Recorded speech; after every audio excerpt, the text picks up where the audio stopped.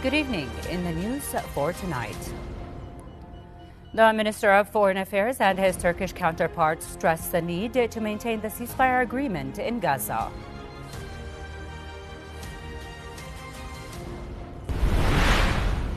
Hamas group releases 3 Israeli hostages in exchange for 369 Palestinians held in Israeli jails. And Ukrainian President Volodymyr Zelensky says no discussions should be taken on ending Russia's war without Kyiv and Europe. Those were the headlines, and now for the news in detail. Foreign Minister Ayman al-Safadi and his Turkish counterpart Hakan Fidan stressed the need to maintain the ceasefire agreement in Gaza and the delivery of sufficient aid to the Strip. On the sidelines of the Munich Security Conference, al-Safadi and Fidan held extensive talks discussing ways to enhance bilateral relations as well as latest developments in Syria. Al-Safadi also met with Albanian Foreign Minister on the sidelines of the Munich Security Conference.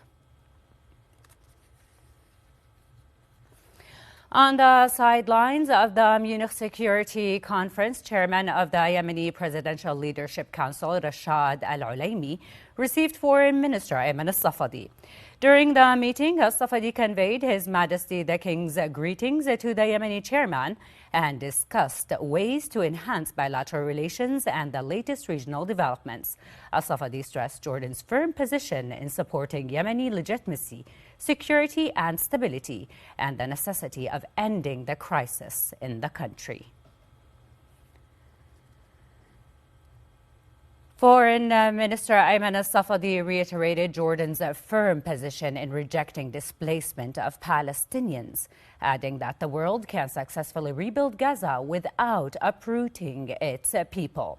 Al-Safadi made the remarks during a dialogue session with the European Union's High Representative for Foreign Affairs and Security Policy, Kaja Kallas, on the sidelines of the 61st Munich Security Conference. In the session, al-Safadi noted the Palestinians now live on their land and want to remain on it, indicating that the peace that guarantees all's rights would end occupation and fulfill the Palestinian people's establishment of an independent, sovereign state on the national soil they are living in.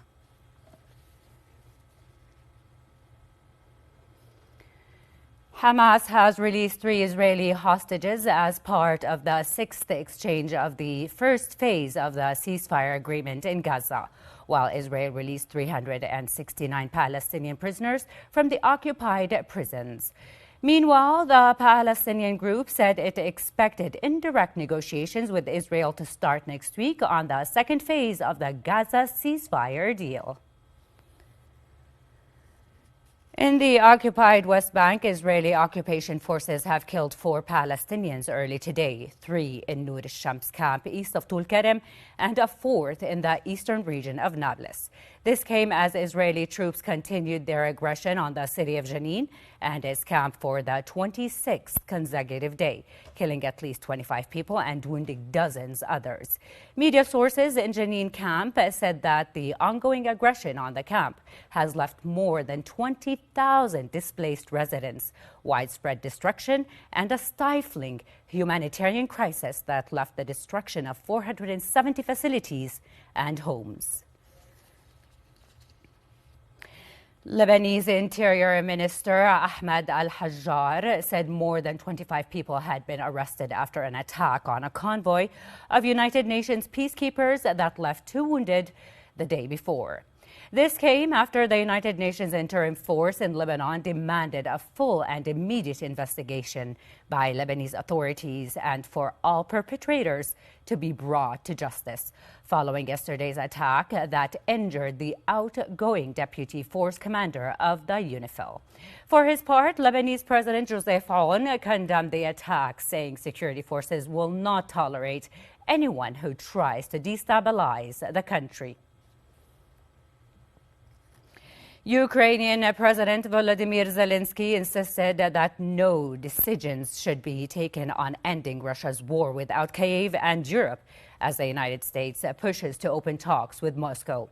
In his remarks at the Munich Security Conference, Zelensky added that Europe just needs to come together and start acting in a way that no one can say no to Europe, boss it around, or treat it like a pushover.